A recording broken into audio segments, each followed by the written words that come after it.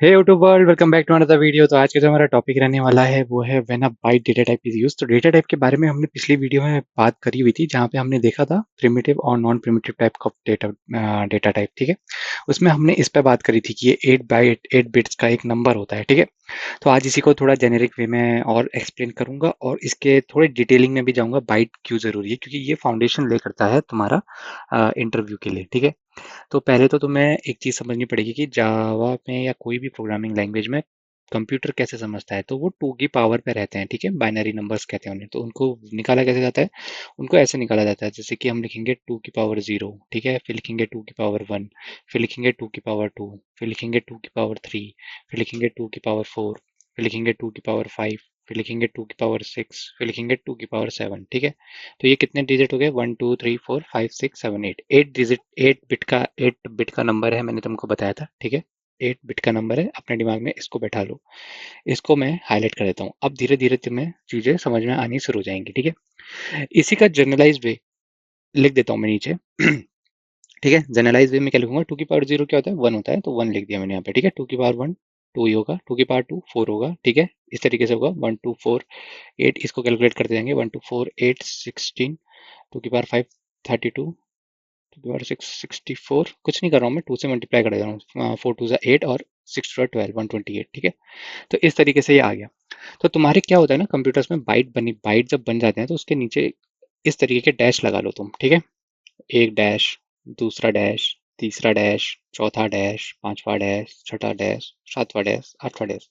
अगर तुमसे कोई कहता है कि भाई मेरे को कंप्यूटर के लिए तुम एक ऐसा नंबर बना के दो जो 5 है, मतलब 5 ये डेसिमल में लिखा हुआ है। ठीक है, ये ह्यूमन रीडेबल है, डेसिमल, DECIMAL। ज़्यादा डीप में नहीं जाना है इसमें, डेसिमल में है। इसको कंप्यूटर को समझाने के लिए क्या लिखोगे? क्या लिखो यहाँ पे? अगर 5 बनाना है मेरे को, तो 4 के नीचे मैं यहाँ पहले तो 1 के नीचे 1 लिख दूंगा। ठीक है, और 4 के नीचे भी 1 लिख दूंगा। 1 का मतलब कि सर्किट ऑन है, मतलब इस वाले रजिस्टर से वैल्यू रीड करो। बाकी सब में 0 0 कर दो। ठीक है, 0 0 0 0 0। तो ये निकल के क्या आया? ये निकल के आया 1 2 3 4 5, 5 0, 1 2 3 4 5, 1 0 1। इस तरीके से कुछ लिखा है, तो मतलब ये 5 है। ये क्या है? 8 बिट का एक नंबर है जो कि रिप्रेजेंट कर रहा है 5 को। इसी तरीके से तुम मल्टीपल नंबर्स को रिप्रेजेंट कर सकते हो। जैसे कि 64 को रिप्रेजेंट करना है तो सिर्फ 1 यहाँ पे लिखोगे, बाकी सब जगह 0 लिख दोगे, सर्किट ऑफ कर दोगे बाकी सब जगह। ठीक है, तो वो कंप्यूटर ऑटोमेटिकली समझ जाएगा ये नंबर 64 है। ठीक है, तो इसकी रेंज क्या होती है? इसकी रेंज होती है -128 से लेकर के, ठीक है, ये जो बाइट होता है, बाइट की जो रेंज डिफाइन करी गई है वो है 128 टू 127। ठीक है, इसके बीच में कोई भी नंबर हो तो तुम उसको यहाँ पे यूज कर सकते हो। अच्छा, नॉर्मली जब हम प्रोग्राम लिखते हैं हम इन चीजों पे ध्यान नहीं देते हैं। क्यों? क्योंकि हमारे पास अब जो चीज़ें हैं, मिनिमम 8 GB रैम तो हर किसी में आता ही आता है। ठीक है, 8 GB रैम के साथ 1 TB का स्टोरेज आता है। Storage is not a problem now days. ठीक है, स्टोरेज कोई प्रॉब्लम नहीं है, 8 GB रैम भी अच्छी खासी रैम मिलती है, तो हम इन चीज़ों पे ध्यान नहीं देते। लेकिन जब इनिशियली जब ये सब चीज़ें शुरू करी गई थी ना, तो हमें मेमोरी का इशू आता था। मेमोरी हमारी कम होती थी। मतलब स्टार्टिंग में जब फ़ोन आए थे, तुम सबको याद होगा, 512 MB इस तरीके की रैम रहती थी। ठीक है, कार्बन के फ़ोन बहुत चलते थे उस टाइम पे, 512 MB इस तरीके की रैम चलती थी। कंप्यूटर में भी ऐसे ही रहता था। 10 KB की रैम, बहुत पहले की बात बता रहा हूँ। ठीक है, 1 MB की रैम। तो जब इस टाइप की रैम्स रहती थी उस टाइम पे क्या होता था कि मिनिमम, मतलब अगर तुम्हें कोई ऐसी कंडीशन लगानी है जहाँ पे तुम्हें मेमोरी सेव करनी है और लिमिटेड नंबर है, 128 से 127 के बीच में ही तुम यूज करोगे, तो तुम वहाँ पे बाइट यूज करा करते थे। आजकल तो मेमोरी इतनी है कि कोई भी तुम्हें जावा या कोई भी प्रोग्रामिंग लैंग्वेज सिखाता है वो इंट से सिखाता है, इंट A = 5। जरूरी नहीं है, इसको तुम बाइट में डाल सकते हो, बाइट A = 5 डाल सकते हो इजीली। ठीक है, इसमें इसमें कोई दिक्कत नहीं थी। ये इसके बीच में लाई करता है तो बाइट यूज कर सकते थे, मेमोरी बचेगी।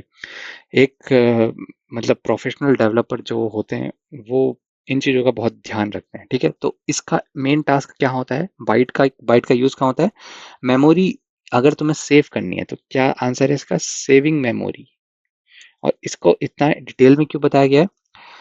और अगर सेविंग मेमोरी प्लस अगर लिमिट है, नंबर है, मतलब अगर नंबर लिमिट हो रहा है -128 से 127 के बीच में, तो इसको यूज़ कर सकते हो। ठीक है, ज़रूरी नहीं है इंट की तरफ जाओगे। इसको डिटेल में इसलिए यूज़ करा जाता है क्योंकि normal day to day life में तुम यूज़ नहीं करते, लेकिन जहाँ पे तुम्हारे लीगेसी एप्लीकेशन प्रेजेंट है, ठीक है, लीगेसी एप्लीकेशन जो कि एंटरप्राइज में बहुत प्रेजेंट होते हैं, वहाँ पे ये तुम्हें देखने को मिलेगा। और तुम वहाँ पे सोचोगे बाइट क्यों यूज़ कर रहा है यहाँ पे, क्योंकि वो कभी वैल्यू उसके ऊपर जाएगी नहीं। वो प्रोग्राम इस तरीके से बनाए गए हैं, उनका अंदर वर्किंग स्ट्रक्चर ये है, ठीक है। वर्किंग स्ट्रक्चर भी बता दिया।